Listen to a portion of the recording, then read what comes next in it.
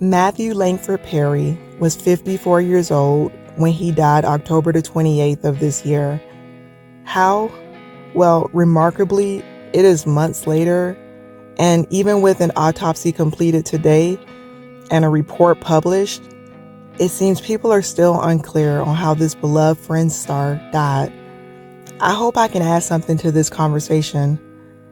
But before I begin, I must say this is just my interpretation of the information that was released today, which includes my speculation and opinion based on the language used, known circumstances, and my past medical experience, including as a medical resident assisting with autopsies in the county morgue.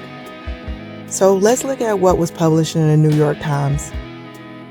Perry was found unresponsive in a hot tub at his home in Los Angeles on October the 28th. He was 54.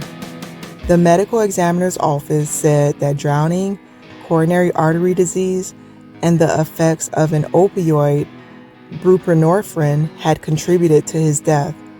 But the autopsy ascribed his death primarily to, quote, the acute effects of ketamine. Ketamine is a powerful anesthetic that has become increasingly popular as an alternative therapy for depression, anxiety, post-traumatic stress disorder, and other hard-to-treat mental health problems. It is also used recreationally. The autopsy report said that Perry had been on ketamine infusion therapy, but that the ketamine in his system could not have been from his last known therapy session, which was about a week and a half before he died.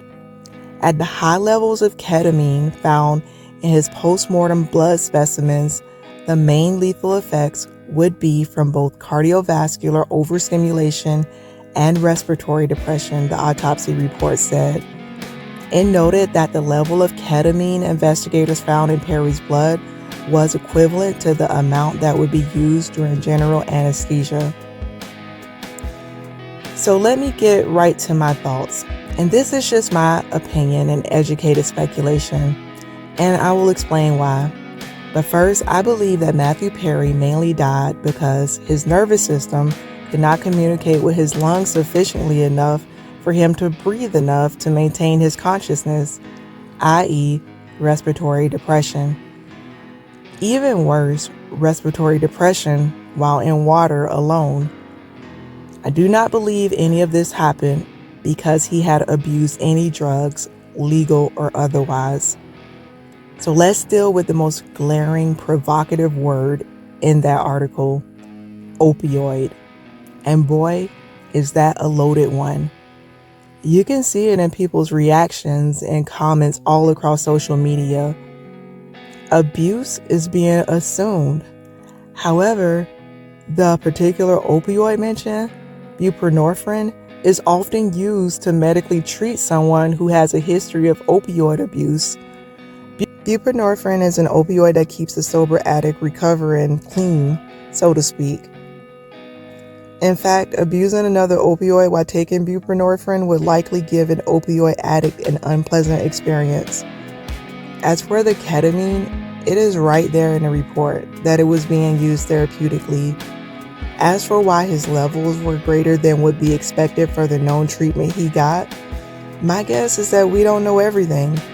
Medical care is so fragmented and disintegrated that I don't see it as a stretch to say that there may have been a legitimate treatment provided to Matthew Perry in closer proximity to his death than was reported to the medical examiner.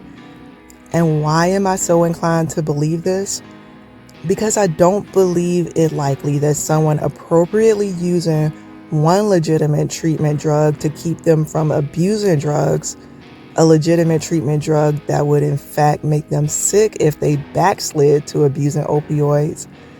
I don't believe someone compliant with that is consistent with someone behaving as an individual who would initiate abuse of ketamine, especially when they are also getting that one, ketamine, legally and legitimately. Was there a mistake somewhere?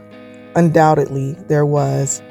But I am not sold on this man with his history of overcoming opioid and alcohol addiction this man taking an anti-abuse drug and getting appropriate therapy and knowing good and well what could happen from abusive drugs, I'm not sold on him just getting up and deciding to get extra ketamine and then jumping into a hot tub alone.